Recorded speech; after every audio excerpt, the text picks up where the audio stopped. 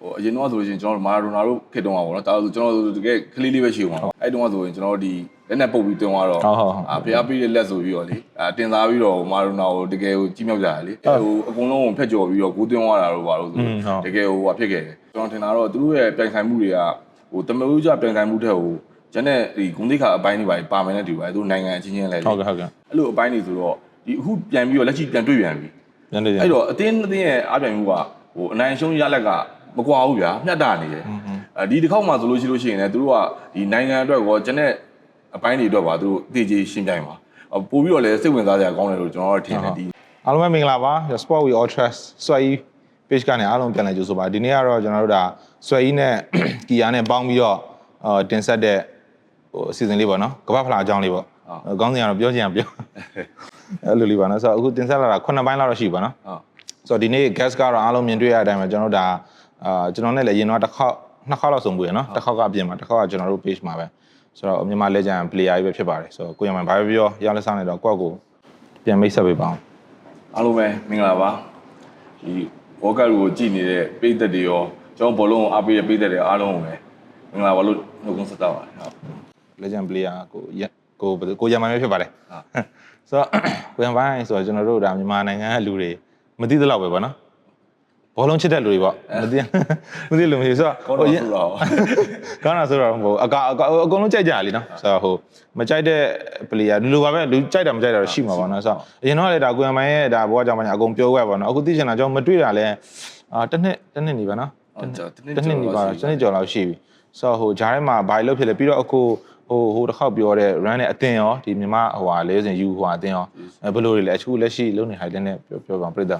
အခုလက်ရှိတော့ကျွန်တော်ဒီ MFF မှာပဲဟိုဒီ use တခုရဲ့အုပ်ချုပ်သူဖြစ်နေကျွန်တော်တာဝန်ထမ်းဆောင်နေပါတယ်တစ်နှစ်တော့မပြည့်သေးဘူးပေါ့နော်တစ်နှစ်မပြည့်သေးဘူးတော့ဟိုဘောလုံးကနေနားမယ်ဆိုပြီးတော့ဆုံးဖြတ်ထားပြီးတော့မှဒါပေမဲ့ဒီဘောလုံးထဲမှာပဲအတိုင်းဝိုင်းထဲမှာပဲကျင်လည်နေတဲ့လူတော့နှစ်တော်တော်များများလဲကျွန်တော်ရဲ့ live တစ်ခုမှာတစ်ဝက်လောက်ကဒီဘောလုံးထဲမှာပဲနေတာများတာဆိုတော့ဒီဘောလုံးတွေပဲဟိုဆက်မပြတ်ဘူးနော်ကျွန်တော်တို့လည်းပို့ပြီးတော့အခက်အခဲမရှိဘူးထင်လို့ဒါပြန်ပြီးပူပေါင်းပေးတာပါကွန်မိုင်းဟိုတစ်ခေါက်လာတော့ဆိုလို့ရှိရင်ဒါတော်တော်စုံတယ်ကျွန်တော်ပြသွားတာဟိုသူဟိုအမြင်ကက်ခံတော့သူငယ်တော့ဟိုဗာလဲတစ်ခေါက်ပဲတင်းတန်းသွားတက်တာတွေရောနော်ဆိုတော့ဘာပြောမနေ့ကပြန်စဉ်းစားကွန်မိုင်းနဲ့ပြောရတော့မယ်ဆိုပြီးခေါင်းထဲမှာဘာပေါ်လဲဆိုအဲ့အမြင်ပဲအဲ့တခုပဲကျွန်တော်တို့ဒါဘိုးစီကဝသားတို့ဆိုင်ပဲပေါ့အဲ့ဒါလွယ်ပါပါကျွန်တော်တို့အရင်တော့အရင်ကြက်ခဲ့တာဆိုတော့ဟိုဘောလုံးသမားနာချင်းလားကန်နေစဉ်တွင်းမှာလားမသိဘူးကိုတွေ့ဘူးလေဆိုတာလေဟုတ်တယ်မကန်နေစဉ်တွင်းမှာလည်းစားလာလို့ဟုတ်တယ်ကျွန်တော်သွားတယ်ဘိုးစီရေကူးကန်ပေးနာဝသားတို့လေမဟုတ်ဆိုတော့ဆောက်စားတာကောသူအဲ့ဆိုင်မှာပဲခဏခဏတွေ့ဟုတ်တယ်အဲ့ဆိုင်တော်ကြိုက်ကြိုက်တယ်လို့ရန်ကုန်မြို့ထဲမှာအကောင်းဆုံးထဲမှာပါပါတယ်အဲ့ဝသားတို့ဆိုင်နော်ကျွန်တော်ဟိုတကယ်အဓိကတော့ဗာလဲဆိုတော့အရင်တော့ကျွန်တော်ရန်နာမှာကန်တယ်ကျွန်တော်ယုံဒီလွယ်ဟင်းယုံပေါ့ကျွန်တော်လွယ်ဟင်းကောင်တော့အဲ့ဒါဝိုင်းလန်းပါလေအဲ့တော့ယုံလာတာပဲဖြစ်စေအဲ့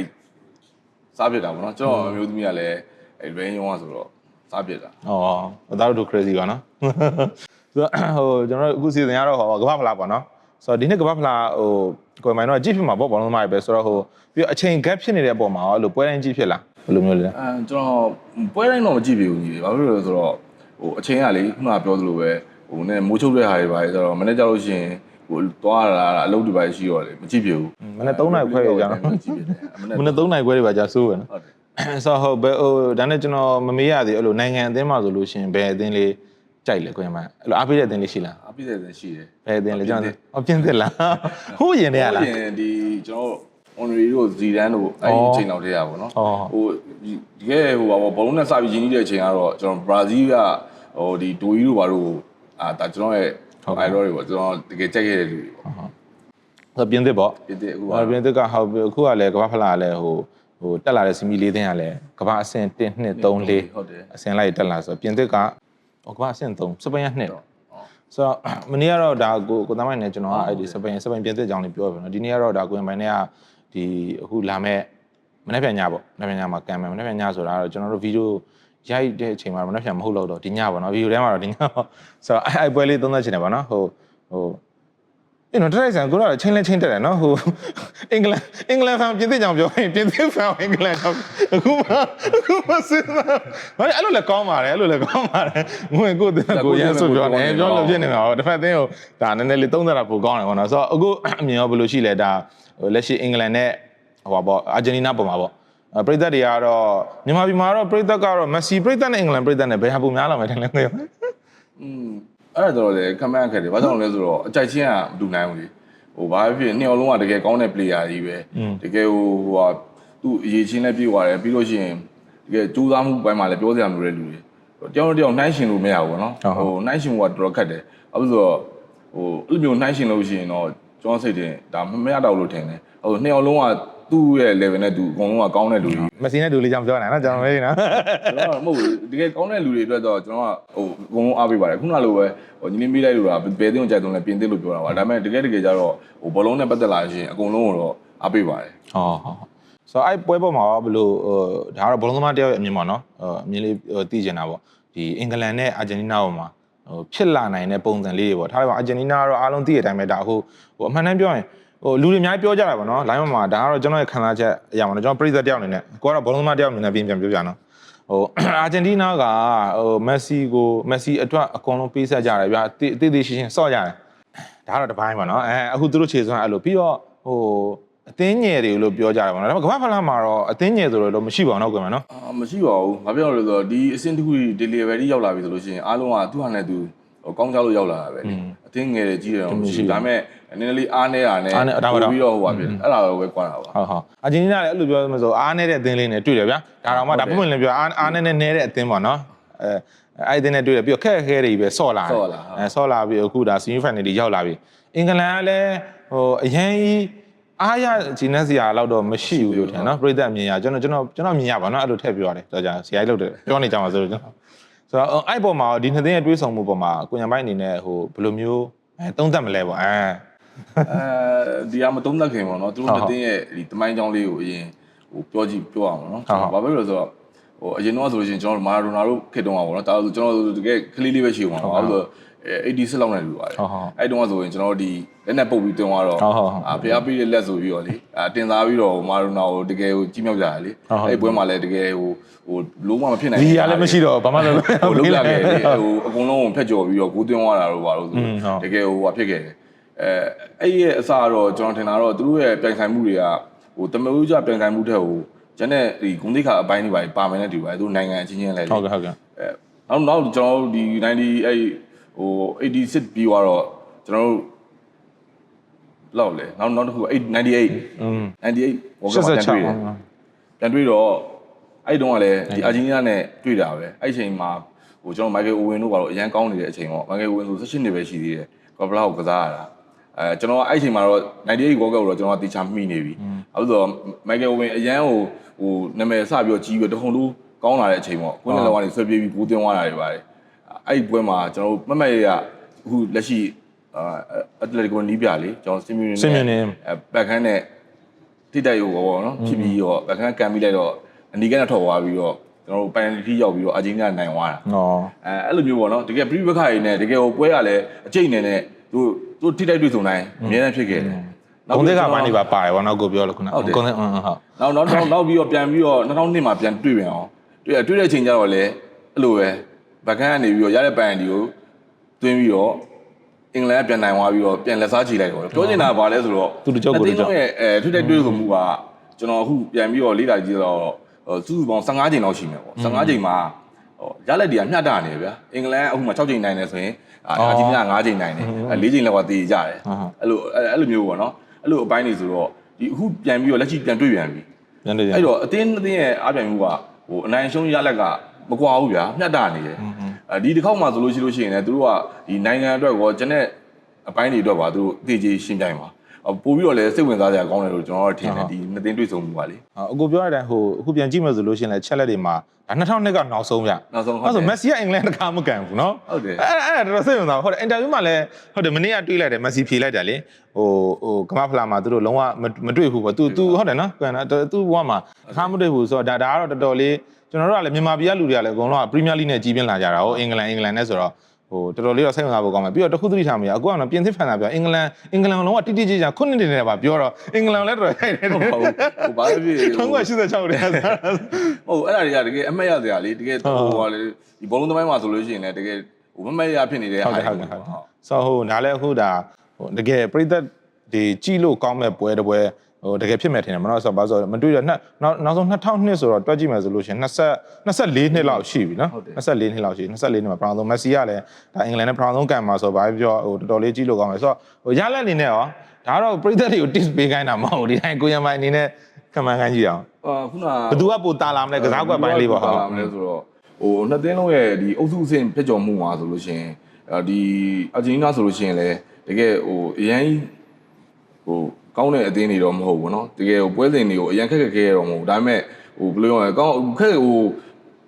ကောင်းဟိုအေးအေးနဲ့နိုင်သွားတဲ့ပွဲလည်းမရှိဘူးအသေးအတန်ကစားပြီးတော့မှာပေါ့နော်ပြိတ္တရင်ခွန်လုပ်တဲ့ပွဲလေးပဲပြီးတော့ဒီသူတို့ကမ်ဘက်ပြန်လာတယ်ဟိုဘယ်လိုပြောမလဲနောက်ပြီးတော့ဂိုးသွင်းတဲ့လူတွေဆိုလို့ရှိရင်ကြည့်လိုက်ရင်မက်ဆီဟလာဟိုတိတ်ပြီးထူးခြားမရှိဘူးဗျာမက်ဆီပဲအင်္ဂလန်မှာဆိုလဲဟုတ်တယ်အဲဘရက်ဆိုအဲ့လောက်ပဲရှိတယ်အင်္ဂလန်မှာဆိုလို့ရှိရင်လည်းအုပ်စုပွဲတွေက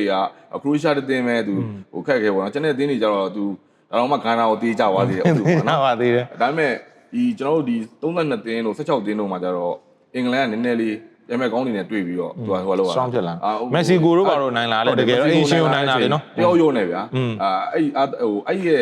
့ဒီစိတ်တက်ကကျတော့စိတ်တက်ပိုင်းတွေမှာကျတော့ကျွန်တော်ထင်တာအင်္ဂလန်ကပို့ပြီးတော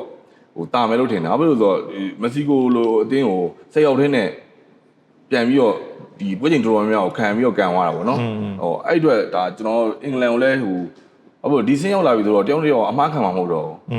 းနောက်တစ်ခုကတော့ဟိုကျွန်တော်အမြင်ဆိုလို့ရှိရင်တော့ဒီကစားသမားအပိုင်းပေါ့နော်အင်္ဂလန်ကဒီနှစ်မှာရွေးချယ်တာကျွန်တော်လူငယ်ပို့ပြီးဥစားတက်စစ်တွေကြီးပဲပြီးတော့တက်စစ်တော်များနော်အဲ့တော့အရန်ရင်ကလည်းအရန်တောင်းတယ်ဗျာဟိုနေ့ကတော့ကျွန်တော်ကြည့်လိုက်တော့အာဂျင်တီးနားကျတော့အရန်ရင်ကမှလည်းဒီလူတွေပဲဒါပေမဲ့အာဂျင်တီးနားတခုပါတာလဲဒီ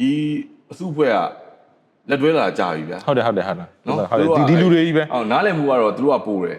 ကျွန်တော်အမြင်ပေါ့နော်ဒါပေမဲ့သူတို့ကနည်းနည်းလေးတကြီးပိုင်းတော့ဖြစ်သွားပြီတကြီးပိုင်းဖြစ်သွားပြီဟိုဘက်ကတော့လူငယ်တွေပိုများတယ်အဲ့လိုမျိုးအဲ့တော့ဟိုဒီတစ်ခေါက်တော့ဟိုကျွန်တော်အနေနဲ့ဆိုလို့ရှိရင်တော့ဟိုအာဂျင်တီးနားလည်းကောင်းပါတယ်ဒါပေမဲ့ဟိုအင်္ဂလန်ကိုကျွန်တော်အားပေးခြင်းတယ်ကျွန်တော်လည်းဟုတ်တယ်အဲ့လိုတော့မြင်ဟုတ်တယ်လူငယ်တွေပိုအားသာလာနိုင်ပါဒါပေမဲ့လည်းမက်ဆီရဲ့အချိန်ဝိုင်းဟိုဘက်ကဟိုအသေးချေအနောက်ကတိုက်ပွဲဝင်ပေးကြတဲ့လူတွေကလည်း fast shot တက်လို့တော့မရအောင်နော်တည်တည်ရှင်သူတို့မှာအဲ့လို100ရှိရင်တော့120လောက်ကုန်ရှိသမျှပို့ထုတ်ပြီးကန်လာကြတော့လေအဲ့ဒါတော့တော်တော်ကြည့်လို့ကောင်းမယ်ဆိုတော့အင်္ဂလန်ပေါ့နော်အခုကရွေးချယ်ဟုတ်အင်္ဂလန်ဟုတ်ပြီးတော့ဟိုတခုလေမနေ့အစောကျွန်တော်ဟိုဆောင်းပါအဲ့လိုမျိုး website တွေမှာ live ဖက်ကြည့်တော့လေအဲ့လိုနိုင်ငံခြား website တွေမှာတခုစိတ်ဝင်စားစရာကောင်းတာတွေတခုတွေ့လို့ဟိုပရိသတ်လည်းသိချင်ကြလို့မှထင်လို့အခုကလည်းဒါလေဝင်းစင်ကမှဟောင်းလည်းဖြစ်တယ်ကိုယ်တိုင်လည်းနှစ်ပေါင်းအကြာကြီးဒါဘောလုံးကန်လာခဲ့တယ်မြန်မာလေဝင်းစင်ပွဲနိုင်ငံတကာပွဲလည်းအများကြီးတွားခဲ့တဲ့လူဆိုတော့ဟိုအခုကျွန်တော်တည်တဲ့သတင်းလေးနဲ့ပတ်သက်ပြီးတော့နည်းနည်းလေးဆက်ပြီးမေးချင်တာလေးရှိရပါတော့ဘာတော့တွေ့တူးမဟုတ်ပါဘူးဟာကျွန်တော်မနေ့ကစိတ်ဝင်စားစရာကောင်းတာဟိုကမ္ဘာဖလားကန်နေတဲ့လူတွေပေါ့နော်ဟိုအဲ့လိုမျိုးသူတို့ပတ်စံရလားဆိုတဲ့ဟာလေးပေါ့နော်ကျွန်တော်အဲ့လိုလိုက်လေးလာကြည့်တော့ဟိုဘာသွားတွေ့လဲဆိုတော့အခုကမ္ဘာဖလားကန်နေတဲ့လူတွေကပေါ့နော်ဟိုသူတို့ကပွဲကန်ကြီးရကြတယ်တဲ့ပွဲကန်ကြီးပွဲကန်ကြီးကိုသူကသူကအမ်ဘာပေတို့ဘာတို့နဲ့ရှင်ပြထားတယ်အမ်ဘာပေ2018တုန်းကဆိုသူပွဲကန်ကြီးလေးတွေအကုန်လှူတယ်ပေါ့နော်အမ်ဘာပေအဲ့လိုပြီးတော့အင်္ဂလန်ကလူတွေလည်းတော်တော်များလှူတယ်ဆိုပြီးအဲ့ podcast မှာပြောထားတယ်ဟိုဘယ်သူလဲမကင်းဘယ်သူဆိုလဲမသိဘူးပေါ့နော်အဲ့လိုလေးတွေဘယ်လောက်ရဆိုယူရို2000 3000ပေါ့တပွဲပဲမနေ့ကဘောလုံးသမားတွေတော့ဘာမှမဟုတ်တော့မဟုတ်နိုင်ငံခြား player တွေပေါ့နော်ဟိုသူတို့ကတလားကိုတိန်းနေချီရနေတပတ်ကိုတိန်းနေချီရနေကြတာဟိုထောင်ကနန်းပေါ့နော်တပွဲကိုထောင်ကနန်းရကြတယ်အဲ့ဒါလေးတွေကိုဟိုတော်တော်အသင်းကြီးက player တွေတော်တော်များလှူဖြစ်ကြတယ်ပေါ့နော်ဆိုတော့ဟိုကျွန်တော်တို့ဟိုမြန်မာ player တွေရောနိုင်ငံခြားထွက်လို့ရှိရင်လို့ဖွဲကန်ကြီးရှိကျွန်တော်မြန်မာကိုစားနေရနော်အသင်းမဟုတ်အမောင်းမဟုတ်ရှိလားပေါ့ဒါကတော့ဟိုပါပေါ့ကျွန်တော်တို့ဒီတိုင်ပွဲအပေါ်မှာမူတည်ပြီးတော့ဒီ bonus တွေပါရစုချတာပဲရှိပါတယ်အရင်တော့ကလည်းရှိပါတယ်လူငယ်တက်တန်းလိုက်တွေမှာလည်းအဲ့လိုမျိုးပေါ့ကျွန်တော်တို့ရဲ့ဒီအသင်းရဲ့ဟိုပါပေါ့ဟိုအသင်းရဲ့တိုင်ပွဲတစ်လျှောက်မှာလုပ်ခဲ့တဲ့စမ်းဆောင်ရည်တွေကိုကြည့်ပြီးတော့လာပြီးတော့စုချတာတွေပါရှိပါတယ်ဆိုတော့နိုင်ငံတကာနဲ့ရှင်ကြည့်မယ်ဆိုလို့ရှိရင်မြန်မာ player တွေကပတ်စံပိုရရလို့ပြောဟိုကတပွဲကန်ကြီးမှာ1000 3000ပဲရကြတာလေဟုတ်သူက2000 3000ရအဲ့ကြောင့်မို့ player တော်များသူကနိုင်ငံအတွက်ပဲကန်ကြတာဟုတ်ပြီးသူတို့အကုန်လုံးပြန် charity မှာပြန်လောက်ကြလို့ပြောလို့ပါဒီကနေ့ဟိုစိတ်ဝင်စားမြန်မာကြတော့အဲ့လို bonus တွေပို့များအောင်အဲ့ဒါတော့သူ့နေရာသူရှိသူ့နေရာဖလားရရင်တော့ပိုကျန်းတော့ပိုရအောင် Okay so ဟိုဒါကတော့တရားဆက်ပြီးတော့ဟိုဖြစ်လိုက်လို့ပါနော်ဟိုဆိုတော့ဟိုကိုရန်ရောအခုဒါဟိုပြန်ပြီးတော့ဟိုဒီဘက်တို့အချောင်းပြန်လှည့်မယ်ဆိုတော့ဗောနော်ကိုရန်အခုလုံနေရတဲ့အပေါ်မှာရောကိုရန်မှာတစ်နှစ်လောက်ရှိလို့ပြောရပါတော့ဒီ user စကွန်ဟုတ်ကဲ့ဟုတ်အခုဟိုပြီးတော့ဟိုဘယ်လောက်အဆင့်လေးဖြစ်သွားပြီလဲနော်ပြည်သက်တွေပြန်ပြီးဒီအသင်းချောင်းလေးပြန်ပြောပေးပါဦးနော်ဟုတ် ကျွန်တော်ဒီမှာ qualify ကန်တယ်ဒီ second တင်တကယ်ကြတော့ဒီကျွန်တော်ဒီလူငယ် level မှာပေါ့နော်ဟိုသူတို့အတွက်အခွင့်အရေးပွဲကစားပွဲကိုများကစားစီခြင်းတယ်ကျွန်တော်ဒါကျွန်တော်ရဲ့အမြင်ပါဟိုဘာကြောင့်လဲဆိုတော့ကျွန်တော်တို့ဒီမြန်မာ player တွေတော့အများစုကဟိုပြိုင်ပွဲအတွေ့အကြုံတွေတော်တော်လိုအပ်တယ်ဟိုပြိုင်ပွဲရှိမှကျွန်တော်တော့ပြိုင်လို့မရဘူးအဲ့ပြိုင်ပွဲအတွက်ဆိုလို့ရှိရင်ကျွန်တော်ကြိုပြီးပြင်ဆင်မှုရှိရမယ်ပြီးရင်ကျွန်တော်ခြေစမ်းပွဲများကစားဖို့လိုတယ်ဘာလို့ဆိုတော့ကျွန်တော်နိုင်ငံတကာတော့ပြိုင်ပြီးတော့ဟိုရောက်တော့မှဟိုကျွန်တော်တို့ပြိုင်ပွဲရဲ့အရှိန်နဲ့ pressure တွေဝင်ပြီးတော့ကလေးတွေကဟိုသူ့ရဲ့ငကိုရှင်ပြင်ကိုရေးချင်းတွေမလာတော့မဖတ်တော့ level မရောက်တော့ဘူးဗျာကစားအားတွေအစဟိုဘယ်လိုမှစိုးရိမ်စိတ်တွေဝင်လာလေဖြစ်တတ်ပါတယ်ဒါကတော့ကစားသမားတွေမှာဖြစ်လိဖြစ်တာရှိပါတယ်ဟုတ်ကဲ့အဲ့တော့ကျွန်တော်တို့ဒီ U level မှာဆိုလို့ရှိရင်တော့ဒီကလေးတွေကိုအတွက်ကိုဟိုတေချာလေးဟိုအစီအစဉ်တွေဆွဲပြီးတော့ခြေစမ်းပွဲတွေလည်းများများကစားပေးဖို့လိုအပ်ပါတယ်ဟုတ်ကဲ့ဆိုတော့ဟိုအခုလက်ရှိမြန်မာလေစင်ဘောလုံးအသင်းပေါ်ကွမ်းပိုင်းအမြင်နဲ့ပြောပါကွမ်းပိုင်းဇွတ်တွေပြောနေတယ်ရိုင်းမပြောခိုင်းရိုင်းမပြောခိုင်းနဲ့ဘယ်လိုခုနီးပြပြောင်းလဲပါလို့ပေါ့ဗျာဟိုဘယ်လိုနီးပြပြောင်းလဲစားလုပ်ပြီဆိုလို့ရှိရင်ကျွန်တော်တို့ဒါပြည်သက်တွေနဲ့ဟို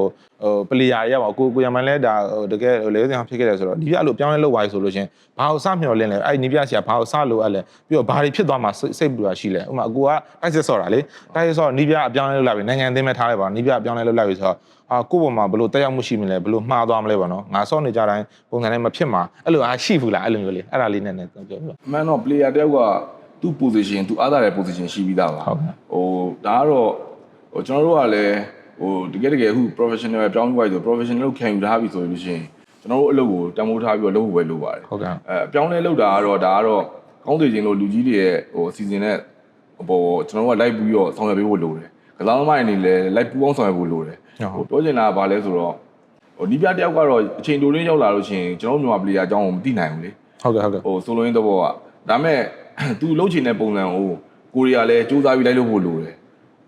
ကျွန်တော်တို့ player တွေကလည်းလိုက်လုပ်ဖို့လိုက်လုပ်ပေးဖို့လိုတယ်ပေါ့နော်အဲ့ဒါမှလည်းဟိုကျွန်တော်မြန်အထိုင်ကျပြီးတော့ဟိုသူလိုချင်တဲ့ဟို result တွေလည်းရမှာပေါ့နော်ဟုတ်ကဲ့အခုကျွန်တော်တို့ဒီမှာရှိတဲ့ player တွေဆိုလို့ရှိရင်ရွေးချယ်တာအခုလက်ရှိရွေးချယ်တဲ့ player တွေဆိုလဲကျွန်တော်တို့နိုင်ငံမှာအကောင်းဆုံးဆိုပြီးတော့လူတွေကြီးပဲဟိုတေချာကိုရွေးချယ်တာပါဟိုကျွန်တော်တို့ဒီမှာအဓိကပြဿနာကစားသမားဟိုရှားပါမှုပေါ့နော်ရွေးချယ်အပိုင်းမှာနည်းနည်းလေးခက်ခဲရှိတယ်လို့ထင်ပါတယ်ကျွန်တော်ကတော့အားကြောင့်လဲဆိုတော့ဒီအတိုင်းဝိုင်းကဒီလူတွေပဲကျွန်တော်တို့က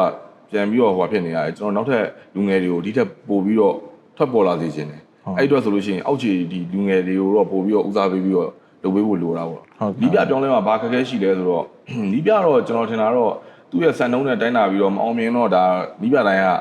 တာဝန်ယူတာဝန်ခံမှုရှိရမှာပဲလေဒါပေမဲ့ပြောင်းလဲလာတဲ့ပုံမှာခုနကကျွန်တော်ပြောသလိုပါပဲကစားသမားတွေကလည်းကိုယ့်လုပ်ကိုလုပ်မယ်ကိုက professional လုပ်ခံယူတာလို့ရှိရင်ကိုယ့်လုပ်ကိုတန်ဖိုးထားပြီးတော့လုပ်စေချင်တယ်အဲ့ဒါဆိုလို့ရှိရင်တော့ကျွန်တော်တို့အားလုံးပေးဒီပြည်သက်တွေရောဘောလုံးချစ်တဲ့လူတွေရောနှောလင်းနေတဲ့ရလက်တစ်ခုတော့ရမယ်လို့ထင်ပါတယ်ဟုတ်ကဲ့ပြီးတော့ဟိုကျွန်တော်တို့ဒီအခုလက်ရှိမြန်မာလေစင်ကဒီ U20 2015 U20 ကန်ခဲ့တဲ့ player တွေနဲ့ပဲဖွဲ့စည်းလာတာအခုအချိန်ထိလို့ပြောလို့ရတယ်မနော်တော်တော်များများလေကိုတန်းပိုင်တို့ကျွန်တော်တို့ဒါကျော်မင်းဦးတို့ကိုမောင်လင်းတို့အကုန်လုံးပေါ့နော်သူတို့နဲ့ဖွဲ့စည်းလာဆိုတော့ဟိုနောက်မျိုးဆက်တွေထပ်ပေါ်လာဖို့တော့ကောသူတို့လည်းမှန်တမ်းပြောဒီ30တန်းနဲ့ဝင်လာကြပြီပေါ့နော်အကုန်လုံးဆိုတော့နောက်မျိုးဆက်တွေကဟိုပို့ပြီးတော့သူတို့လိုဖြစ်လာဖို့အတွက်ဆိုရင်ဘာလို့မလဲဒါတခါလေးဘုံလုံးသမားတွေပဲအကြံပေးတဲ့ဟာလေးပါတခါလေးကိုရင်ပဲပြန်ဟောအဲ့ကျွန်တော်တို့ဒီမှာလည်းအဲ့လိုမျိုးပေါ့နော်ခုန